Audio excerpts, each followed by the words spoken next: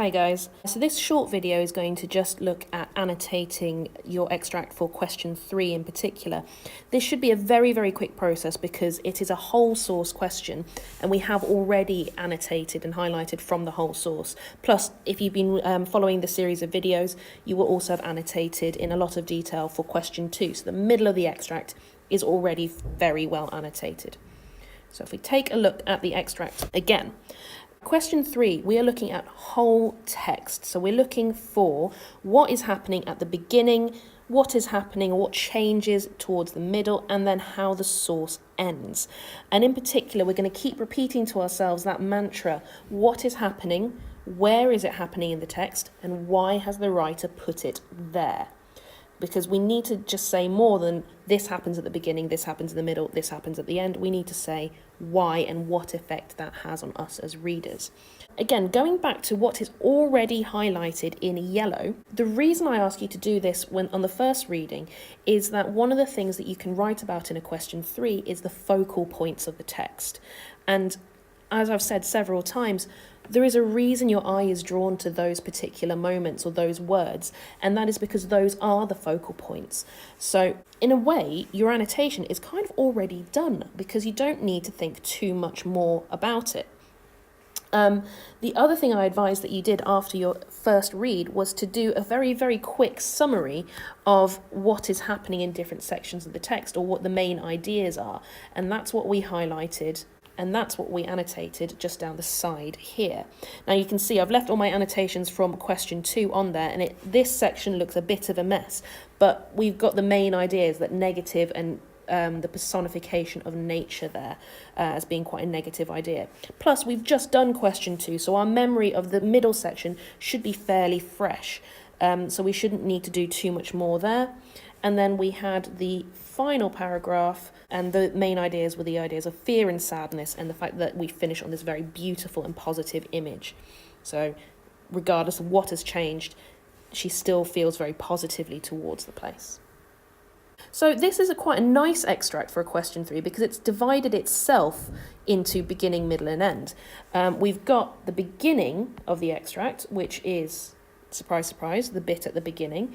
And then we have, I'd say the middle is categorised by the section we looked at for question 2, which leaves us one paragraph as the ending. So in terms of what is happening, we can split that up already into those 3 parts: beginning, middle and end. So what are our focal points at the beginning of the text? We've got the fact that it takes place last night. And then we have this idea of blockages represented by padlock and chain, iron gate and barred.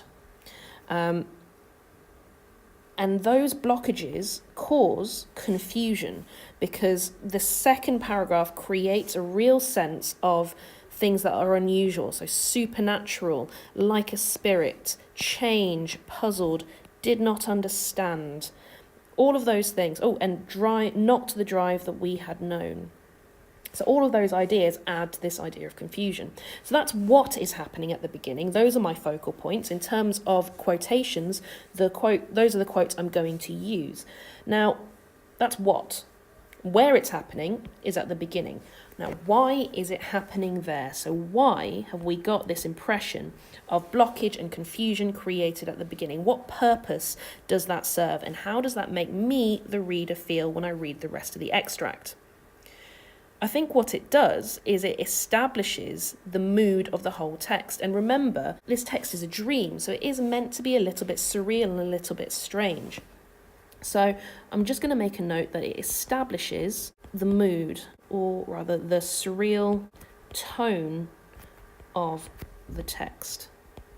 Why does it do that? Well, I already know because of the detailed annotation I did for question 2 that nature is about to be shown to be taking over and to be kind of choking and killing the driveway, which used to be something that was very positive, used to be something that was very beautiful, and is now just a thread of its former self.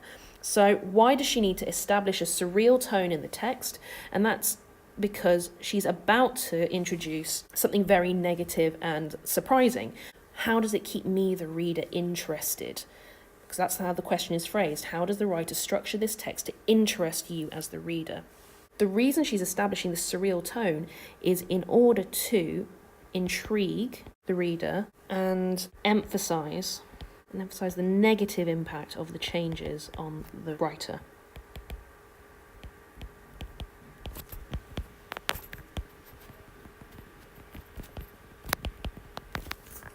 As ever, I'm not worried in particular about being overly neat. I'm just writing and scribbling my ideas down.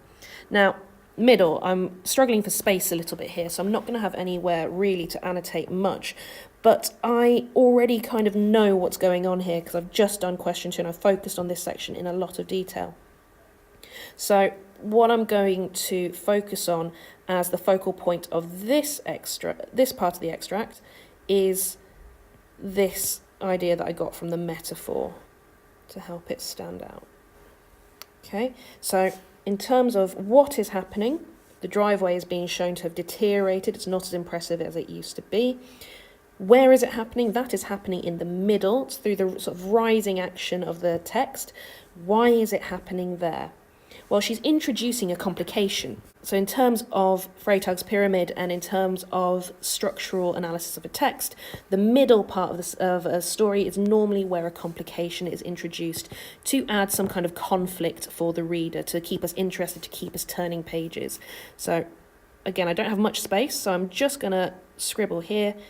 Introduces sense of conflict for the character.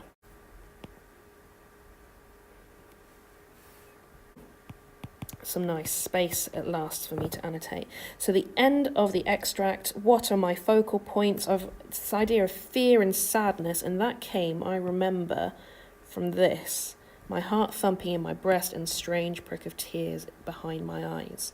So we've had a shift in the focus. Everything so far, let me just double check. Yep. So the first 2 paragraphs are about the house. The third paragraph is about nature and the driveway.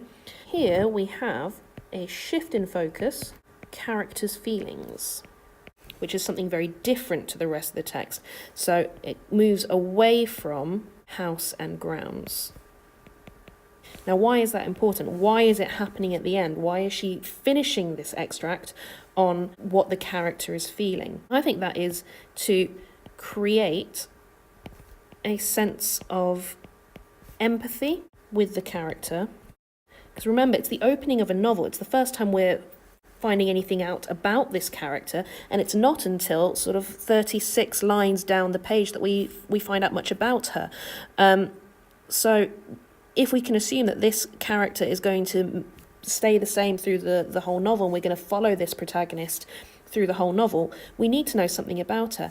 But the writer has deliberately left that till quite far down the page. And I think that is to show just how important this place, Manderley, used to be to her. I'm just going to finish off that thought. It creates a sense of empathy with the character and shows just how important Manderley was to her before the change. Okay, and then we finish on the beautiful and positive image. We finish on this beautiful and positive image, which just reinforces what we've just said about how important Manderley used to be to this character. So that's pretty much it for annotating for question 3, because we just need to do a whole text overview. You remember that mantra: what is happening in the text, where in the text is it happening, why has the writer put it there? So let's just make sure we've answered that mantra all the way through. So at the beginning, what is happening? She's describing a blockage to this place, Manderley, and this blockage is causing her confusion. Why is it happening at the beginning of the text? It's to establish the surreal tone and also to intrigue the reader and emphasize the negative impact these changes have had on the writer. Towards the middle of the text, I'm just going to draw my attention to this box in red because I realise it's all a bit of a mess here. Towards the middle of the text, what is happening? Okay, the driveway is shown to have deteriorated and it's not as impressive as it used to be. Why is it happening there? Why is it in the middle? It's introducing a sense of conflict. It's a necessary part of narrative structure. If there's no conflict, it's not going to be interesting. So I didn't have much more space than that, but I need to remember to link that back to why is it happening there and how does that keep me interested. And then looking at the end of the extract, what is happening? Well, we had this shift in focus from the surroundings to the character's feelings. So we were talking about the house and the grounds, and now we're reading all about her feelings and how she feels about them. Now, why is that happening at the end? Why has the writer decided to finish the extract on this sense of sadness and fear? And that's in order to create empathy with the character, because we hadn't found out much about her up until this point. So leaving it till the end creates a sense of suspense, which I hadn't added, so I'm just going to add that. It creates a sense of suspense, but also empathy with the character, and shows how important Manderley was to her before the change. And we know that because of this very positive image that we finish on. So now I have annotated my ideas in terms of structure of the whole text. I've got evidence that I'm going to use because once again I'm going to go for what was already highlighted. I think I'm ready to have a go at question 3. So as ever, if you have any questions, tweet me at CollinsKEnglish and just keep that feedback coming. Have a go at question 3. If you need to watch the video about question 3, then have a little watch of that first. And remember, there are going to be some marked student examples in there as well. So once you've had a go, you can do a little bit of self-assessment as well and see how far you've come. Thanks for listening. See you later.